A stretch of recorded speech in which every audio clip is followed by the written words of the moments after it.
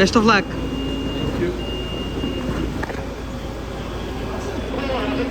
সকল অব্যবস্থাপনা কাটিয়ে উঠে ফুরফুরে মেজাজে এবারের বিপিএলে নিজেদের প্রথম ম্যাচ খেলতে হাজির হয়েছে নোয়াখালী এক্সপ্রেস। কোচ খালেদ মাহমুদ সুজন, তালহা জুবাইররা যখন বাস থেকে নামেন তখন দলটার অ্যাসিস্ট্যান্ট কোচ এবং ট্রেনার নিয়াজুল ইসলামকে বেস্ট অফ লাক জানায় ক্রিক ফ্রেঞ্জি। জবাবে তিনিও ধন্যবাদ জানিয়েছেন ক্রিক ফ্রেঞ্জিকে, একই সাথে করেছেন ফিস্ট বামও। চট্টগ্রাম রয়্যালসের বিপক্ষে এবারের বিপিএলের দ্বিতীয় ম্যাচে মুখোমুখি হবে নোয়াখালী এক্সপ্রেস।